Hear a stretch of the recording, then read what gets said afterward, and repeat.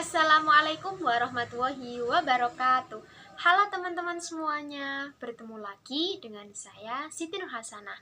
Kali ini saya akan menjelaskan materi mengenai sistem ekonomi liberal dan politik etis. Mungkin teman-teman gak asing nih sama kedua kalimat ini. Oke, simak videonya ya teman-teman. Oke guys, coba bayangin. Sebelum tahun 1870 di Hindia Belanda itu ada yang namanya kultusstelsel atau sistem tanam paksa. Intinya negara pemerintah kolonial maksa rakyat buat nanem tanaman ekspor seperti kopi, tebu, dan nila di tanah mereka. Negara yang ngatur, negara juga yang untung gede. Nah, di Belanda sana muncul kelompok baru yang berkuasa. Mereka ini kaum liberal. Paham mereka simpel sebenarnya, yaitu negara jangan banyak ikut campur urusan ekonomi. Biarin aja pasar bebas, biar swasta yang gerak. Mirip-mirip lah sama pemikiran kapitalis zaman sekarang. Pemerintah cukup jadi wasit, jangan jadi pemain. Akhirnya tanam paksa dihapus dan diganti dengan sistem ekonomi liberal. Kedengarannya bagus kan? Liberal yang artinya itu bebas, tapi disinilah letak krisisnya. Yang pertama nih, gimana praktiknya? Oke, pintu terbuka untuk siapa? Nah, pemerintah kolonial mengeluarkan 2 undang-undang sakti di tahun 1870, UU Agraria dan UU Gula. Intinya, mereka membuka pintu selebar-lebarnya buat modal swasta, buat masuk ke Hindia Belanda. Mereka boleh menyewa tanah rakyat dalam jangka waktu super panjang.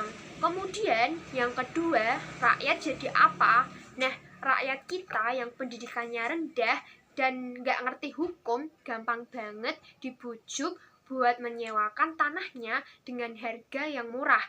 Hasilnya mereka kehilangan akses ke tanah mereka sendiri. Tanah yang tadinya buat nanam padi, buat makan, sekarang jadi perkebunan tebu, karet, atau tembakau milik orang Belanda. Mereka berubah status dari petani pemilik tanah jadi buruh atau kuli di tanah leluhurnya sendiri. Mereka jadi tenaga kerja super murah untuk para pengusaha Eropa. Analisis kritisnya, sistem ekonomi liberal ini adalah contoh sempurna gimana sebuah ideologi yang di Eropa mungkin terdengar keren atau kebebasan berusaha, tetapi ketika diterapkan dalam konteks kolonialisme jadinya penghisapan model baru. Yang pertama, kebebasan semu. Ini bukan kebebasan untuk rakyat pribumi, ini adalah kebebasan untuk kapitalis Eropa mengeksploitasi sumber daya alam dan manusia di Hindia Belanda tanpa diganggu negara.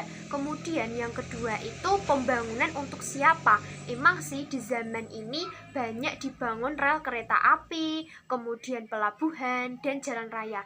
Tapi coba deh pikirin, rutenya dari mana dan kemana? Kebanyakan dari area perkebunan ke pelabuhan. Tujuannya bukan untuk mobilitas rakyat, tapi untuk memperlancar pengangkutan hasil bumi buat dieksplor. Kemudian hasil akhirnya buat Belanda ini zaman keemasan. Mereka untung luar biasa buat rakyat Indonesia, kemiskinan, kemudian kelaparan, dan penderitaan makin menjadi-jadi. Kesejahteraan mereka anjlok total. Intinya, sistem ekonomi liberal adalah tanam paksa dengan wajah baru. Kalau dulu yang mau dihisap itu negara, sekarang yang menghisap adalah perusahaan-perusahaan swasta atau kapitalis. Nah, penderitaan rakyat akibat sistem ekonomi liberal tadi akhirnya jadi berita juga di Belanda. Muncul kaum humanis dan politisi yang merasa, wah kita ini udah kaya raya dari tanah jajahan, tapi kok rakyat di sana sengsara banget. kita punya utang budi yang harus dibayar. Dari kritik inilah lahir politik etis atau politik balas budi. Tujuannya secara teori sangat mulia, meningkatkan kesejahteraan rakyat pribumi. Program utamanya dikenal dengan sebutan Trias van Deventer. Isinya ada 3, yaitu yang pertama edukasi atau pendidikan, di mana mendirikan sekolah-sekolah untuk pribumi. Kemudian yang kedua ada irigasi atau pengairan, di mana membangun saluran air untuk mengairi sawah-sawah rakyat. Kemudian yang terakhir ada emigrasi atau transmigrasi, di mana memindahkan penduduk dari Pulau Jawa yang padat ke pulau lain yang lebih kosong. Kedengarannya bagus banget kan, tapi ayo kita bedah lagi secara kritis. Yang pertama, edukasi untuk siapa? Sekolah memang dibangun, tapi sangat terbatas dan berjenjang. Tujuannya bukan untuk mencerdaskan seluruh bangsa. Tujuan utamanya adalah untuk menghasilkan pegawai rendahan yang bisa baca tulis untuk mengisi pos-pos administrasi di pemerintahan kolonial dan perusahaan swasta. Mereka butuh juru tulis, mantri, dan pegawai rendahan yang murah daripada harus datengin orang Belanda. Kemudian yang kedua, irigasi untuk siapa? Saluran irigasi memang dibangun, tapi airnya lebih banyak dialirkan ke perkebunan-perkebunan tebu dan tembakau milik perusahaan Belanda daripada ke sawah-sawah milik rakyat. Kenapa? Karena tebu butuh banyak air dan tebu adalah komoditas ekspor yang menghasilkan uang untuk mereka. Sawah rakyat seringkali dijadikan korban kekeringan. Kemudian yang terakhir, emigrasi untuk siapa? Program transmigrasi ini ternyata adalah cara halus untuk menyediakan kuli kontrak murah bagi perkebunan-perkebunan yang baru dibuka di luar Jawa, misalnya di Deli, Sumatera.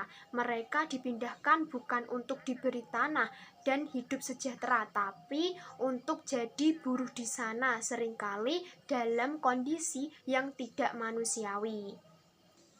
Politik etis adalah puncak kemunafikan kolonialisme, dicitrakan sebagai program balas budi yang moralis dan manusiawi. Tapi dalam prakteknya semua programnya dibelokkan untuk tetap melayani kepentingan ekonomi kolonial. Tujuannya tetap profit, tapi ada satu hal yang menarik dan jadi senjata makan tuan buat Belanda, yaitu program edukasi. Meskipun sangat terbatas dan bertujuan hanya untuk menciptakan kacung, ternyata punya dampak yang tidak pernah mereka duga. Dari sekolah-sekolah inilah lahir sekelompok kecil elit terpelajar pribumi, orang-orang seperti Soekarno dan Hatta dan para pendiri bangsa lainnya. Mereka menggunakan ilmu dan cara berpikir modern yang mereka dapat dari sekolah Belanda justru untuk menyadari ketidakadilan kolonialisme. Mereka membaca tentang nasionalisme, kemudian demokrasi, dan hak asasi manusia. Akhirnya, elit terpelajar inilah yang menjadi motor pergerakan nasional dan memimpin perjuangan kemerdekaan Indonesia. Jadi, guys, baik sistem ekonomi liberal maupun politik etis itu dua sisi dari poin yang sama, kolonialisme yang tujuannya adalah eksploitasi, yang satu melakukannya dengan cara brutal atau terbuka atas nama kebebasan pasar, yang satu lagi dengan cara halus, bertopeng atas nama moralitas. Keduanya sama-sama menyengsarakan rakyat, tapi ironisnya kebijakan yang paling halus atau politik etis justru secara tidak sengaja melahirkan para pemikir yang akhirnya mengamatkan riwayat kolonialisme itu sendiri. Sejarah emang penuh ironi kan? Nah, itulah sedikit pemaparan yang dapat saya sampaikan. Semoga pemaparan tadi mengenai sistem ekonomi liberal dan politik etis dapat bermanfaat bagi teman-teman semuanya. Terima kasih sudah mau mendengarkan. Sampai ketemu di pertemuan selanjutnya. See you. Jangan lupa subscribe ya.